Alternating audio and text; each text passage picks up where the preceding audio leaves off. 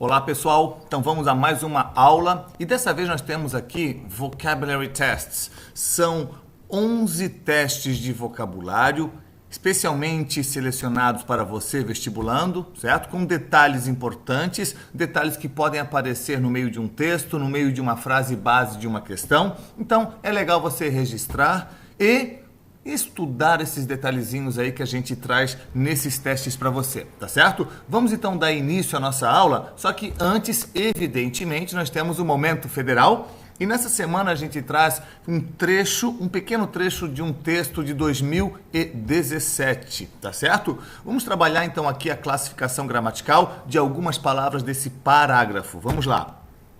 Vamos ler juntos. Unfortunately, the same can't be said about drugs and alcohol. These vices are present in everyday media. Simply drinking and using drugs is still shown as being cool. Muito bem.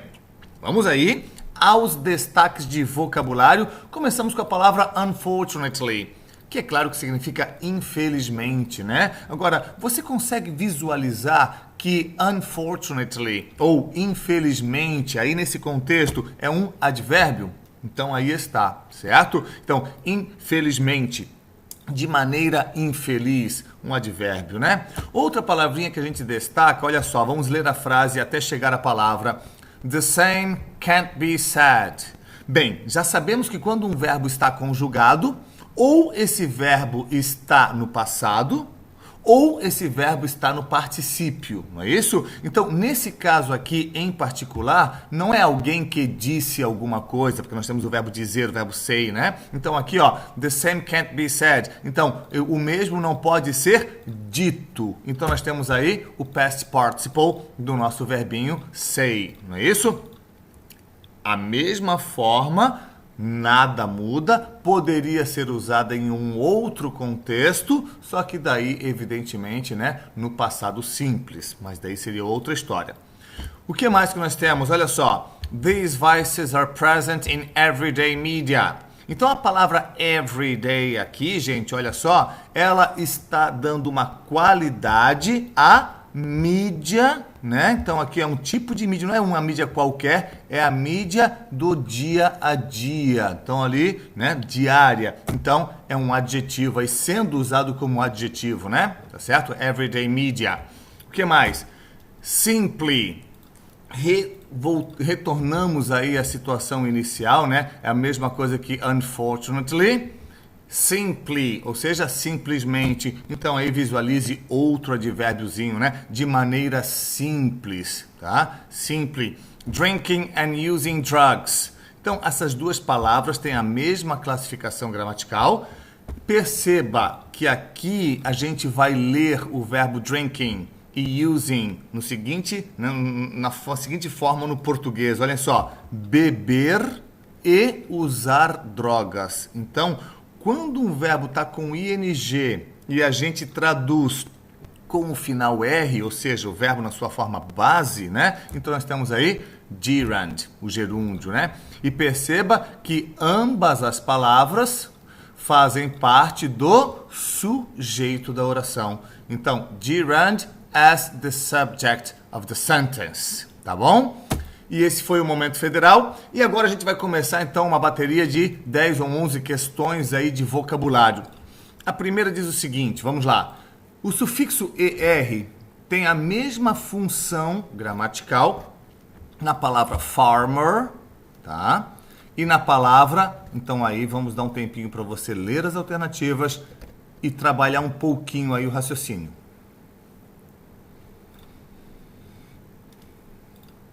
Eu posso dizer que esse modelo de questão é típico da prova da URGS, lá no Rio Grande do Sul. Então, eles trabalham muito a função gramatical dessas palavrinhas. Então, vamos lá, olha só. Farmer. Aqui nós temos, evidentemente, a palavrinha farmer, né, como base. Farmer é igual ao quê? O verbo mais o ER. Perceba que farm pode ser duas coisas. Ou farm pode ser fazenda, substantivo, ou farm pode ser o verbo trabalhar na fazenda. Quando eu acrescento o ER numa palavra, isso nós temos duas opções no inglês. Ou esse ER vem depois de um adjetivo, que não tem nada a ver com o caso aqui, ou depois de um verbo. Então, se enquadra nessa situação aqui, verbo mais ER. Então, farmer é aquele quem trabalha na fazenda, o fazendeiro. Então, vamos procurar dentre as alternativas uma palavra que seja classificada desta mesma forma aqui, ó, verb plus ER, não é isso? Então, é a alternativa letra C, supplier, porque supply é um verbo, é o verbo fornecer, supplier é aquele quem fornece, o fornecedor. Só por curiosidade, a letra A, endanger, é um verbo também, mas é um verbo que já é formado com aquela finalização. O ER ali não é sufixo, tá certo? Endanger é tipo uma espécie estar ameaçada de extinção. Cheaper, o ER é sufixo, mas é sufixo acrescentado a um adjetivo. Mesma situação da letra D, né? Adjetivo mais o ER, o que vai diferenciar aqui, né, as alternativas B e D do nosso enunciado. E counter-offer, a palavra já é montada assim, não temos nem sufixo ali. Vamos para a questão de número 2. Olha só, nós temos uma lacuna para ser preenchida. Leia com calma e a gente já vai comentar essa questãozinha também.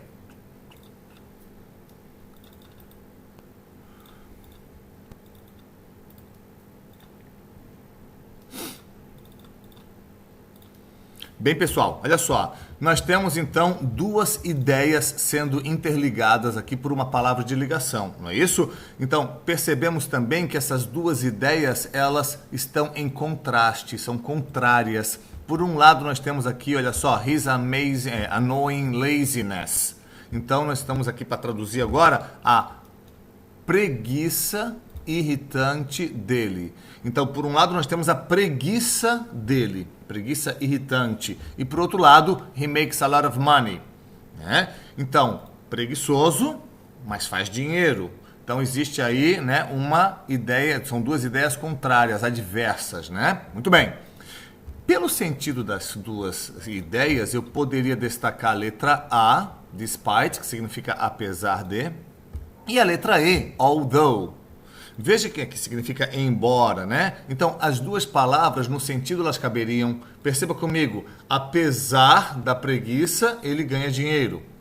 E perceba também que o embora exista a preguiça, ou embora seja preguiçoso, ganha dinheiro, né? Agora vamos para a questão técnica. O que nós temos depois da palavra de ligação ali, ó? His annoying laziness, que é um substantivo adjetivado. Nós não temos uma oração, então eu não posso usar a letra E. Tá legal? Então a letra E a gente já vai evitar, consequentemente a letra A, despite his annoying laziness, he makes a lot of money. Questão de número 3.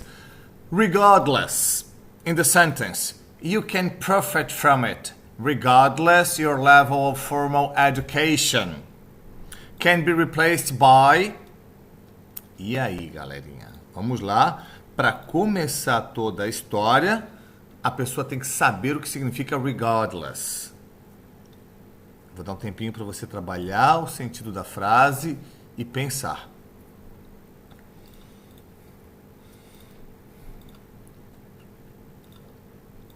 Muito bem. Regardless, né? Desculpem ele tão pequeno, ele ficou um pouquinho fora, né? Mas regardless significa independente, tá? Não importando, seria uma outra tradução, né? Então, ele consegue lucrar. Estão vendo a palavrinha profit? Lucrar, não é isso? He can profit from it regardless, independente, não importando your level of formal education. Então, não importa o nível de formação, né, de educação formal, você vai conseguir lucrar com essa atividade. Qual palavra caberia ali? Então, é a palavra despite, que significa apesar.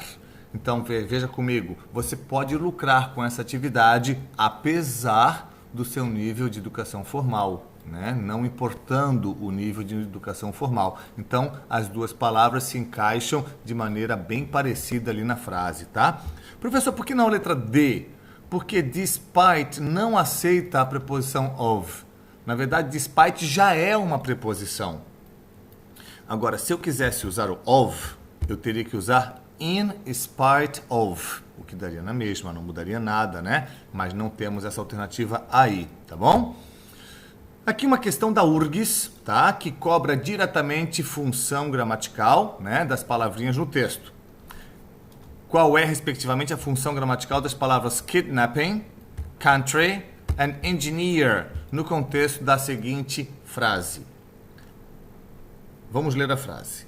The kidnapping of a young man on a country road in Oxfordshire is the first brutal step in the explosive plot. Plot significa plano, tá legal? To engineer the president's destruction. Bem, vamos aí às alternativas. Aí estão as combinações para você trabalhar um pouquinho. Vou dar um tempinho para você ler e trabalhar as alternativas. Veja lá.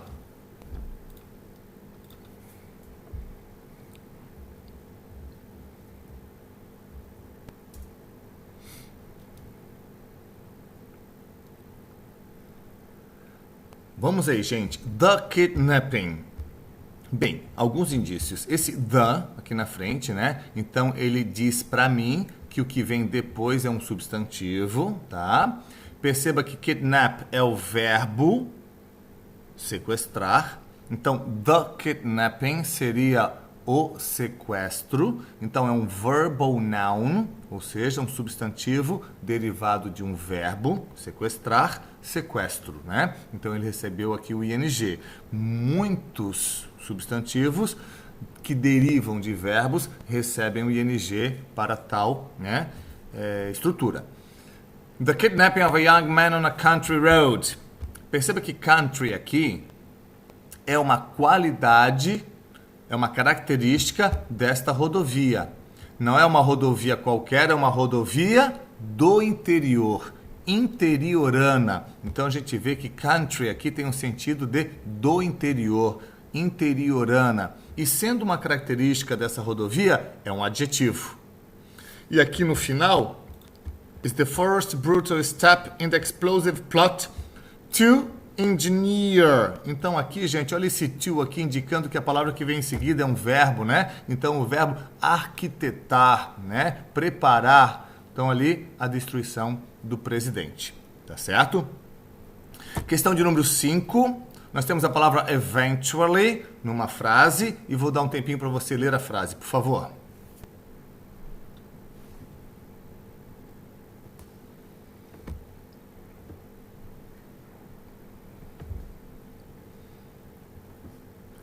Qual é a frase? Eventually, his idea was accepted. Bem, eventually não é eventualmente, né? É um falso cognato no inglês, tá certo? Eventually significa literalmente de depois de muito tempo. Então vamos tentar entender agora, olha só. Depois de muito tempo, a ideia dele foi aceita, né? Então, dentre as alternativas ali de baixo, a palavra que se encaixa para eventually é a palavrinha finally. Finalmente, depois de muito tempo, né? Então, são palavras que se encaixam, né, no mesmo campo de significação. Legal? Questão 6, veja lá. Leia com calma. É claro que ele quer dizer nem a Lili nem eu poderemos viajar. Agora, como que a gente fala isso, né, com essa estrutura aí? Tente.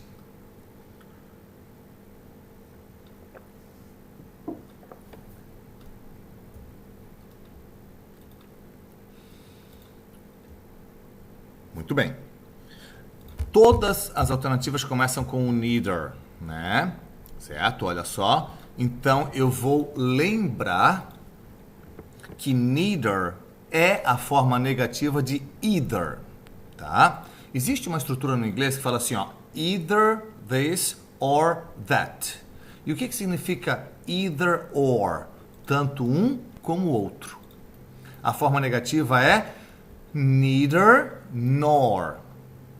ou seja, nenhum nem outro, tá? Então a gente já percebe que a forma correta está na letra B, por exemplo, neither nor, na própria letra C, neither nor, e na letra E, neither nor, tá? Quando eu uso neither nor, eu tenho uma estrutura apenas. E essa estrutura é negativa. Eu não estou repetindo a negação com o neither e o nor, porque o neither nor faz parte de uma única expressão. Legal? Agora, essa estrutura já é negativa, então eu vou usar um verbo, né? Esse verbo aqui está no futuro, no formato will, né? Se eu usar won't, como aqui na letra C, aí sim eu estaria repetindo a negação. Neither nor e won't. Aí não dá. Por isso, então, neither Lily nor I will be able to travel. Essa é a letra B, a correta que vai para o gabarito aí, tá bom? Questão de número 7. They finally decided to buy a... E agora, gente? A gente sabe que eles compraram um carro de 4 portas, né? Mas perceba que o autor dessa questão, ele tentou confundir você com todos os detalhes possíveis e imagináveis aí, né? Como é que eu falo no inglês? Um carro de 4 portas. Então perceba que 4 portas aqui é uma característica deste carro. Então 4 portas aqui é um adjetivo. É um adjetivo composto por 2 palavras nesse caso. Adjetivos compostos no inglês, primeira regra, eles vêm separados, essas palavrinhas, né, as 2 palavras, que sejam 2 ou 3, elas vêm separadas por um hífen. E outra característica legal aí, a palavra que recebe plural, no caso 4 portas, a palavra portas, no inglês ela não recebe S. Então nós temos a alternativa, letra C, a 4-door car. Certo? Então, cuidado aí, né? Isso pode aparecer diante de uma situação que seja uma questão, um texto aí na frente. Então, você já sabe, né? Como é que se monta um adjetivo composto, certo? Questão de número 8, estamos chegando ao final da nossa aula, nós vamos lá. A palavrinha exquisitely, né? Que deriva do adjetivo exquisite, tá? Então, nós temos uma frase, their children were exquisitely dressed. E nós temos, então, gente, ó, queremos o sentido desta frase e nós temos uma questão do estilo somatório. Para isso, você vai ler agora com atenção e vai escolher a ou as corretas.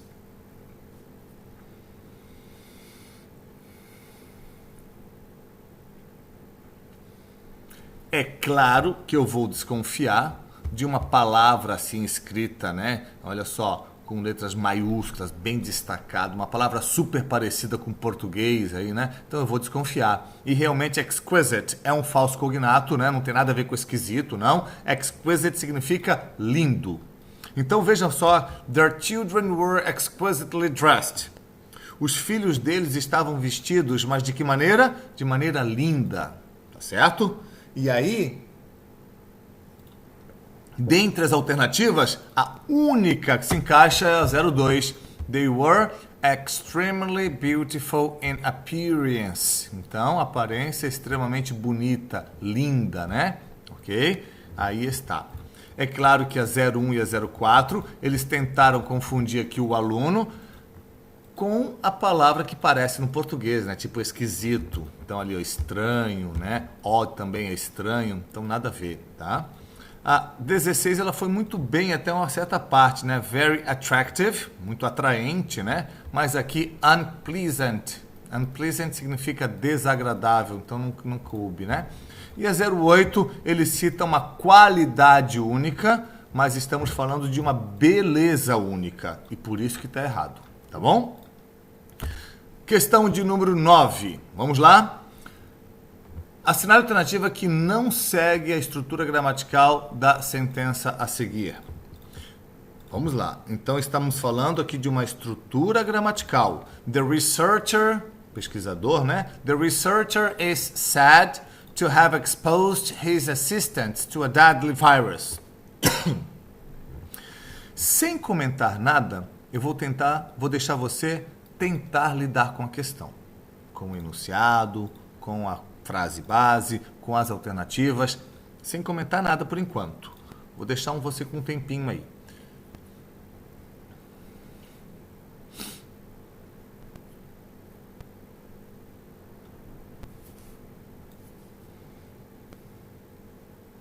Muito bem. Olha só a frase base. The researcher is said to have exposed.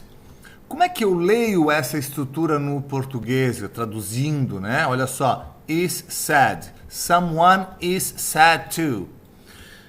Perceba que aqui nós temos a voz passiva, a forma passiva, né? Porque a forma ativa seria as pessoas dizem que o pesquisador, no caso aqui, have exposed, ou seja, expôs os seus assistentes a um vírus, né, mortal. Inclusive falando em vírus mortal, bem aí no meio dessa nossa pandemia maluca, né? Então vamos lá, olha só. Então repito, the researcher is said to, ou seja, dizem que. Então ele é dito ter feito isso. Quer dizer, então que dizem que ele fez isso. Legal? Letra A. Your sister is thought to be rich. Novamente nós temos aqui o formato passivo, olha só. Então, pensam que a sua irmã é rica. Ou a sua irmã é pensada ser rica. Fica estranho a gente traduzir assim, né? Mas novamente segue a estrutura da frase base. E ele pede no enunciado a alternativa que não segue. Então a letra A não pode ir para o gabarito porque segue o mesmo raciocínio. Só mudei o verbo, né? The researcher is said. The sister is thought. Mas a construção é a mesma. Veja só. O verbo to be e aqui o particípio do verbo. Mesma coisa ali em cima. Analisando as alternativas, a única que não segue essa estrutura passiva é a letra D. Lucy said that to help. Então aqui, ó, esse S não é o is, como ali em cima, é o has. Lucy has said that to help. Ou seja, a Lucy disse aquilo, né, o present perfect, que a gente vai interpretar no passado, ela disse aquilo para ajudar, com a finalidade de ajudar. In order to help, or to help, tá na mesma, né? Letra E, esse S aqui é o is, mesma para a estrutura lá de cima. Então, it is said that, ou seja, dizem que. Letra C, they are said to be honest, dizem que. Então, novamente tem a passiva, né? E a letra B também passiva. He is believed to have been assassinated. Ou seja, acreditam que. Tá legal? E esse foi então nossa aula de hoje com testes de vocabulário. Eu espero que tenha sido de algum proveito para você. Alguns detalhes que apareceram aí no meio dessas questões podem ser úteis, né, no futuro. Então é legal você registrar e estudar, tá bom? Lembramos que lá no Estudos, né, no aplicativo Estudos, nós temos uma lista de questões também de vocabulário para você trabalhar e aí, enfim, tem também a resposta. Você vai, qualquer coisa, tirar dúvida comigo, seja desta aula ou seja daquela lista lá na monitoria. Tá legal? Um abraço, tudo de bom, um beijão, valeu!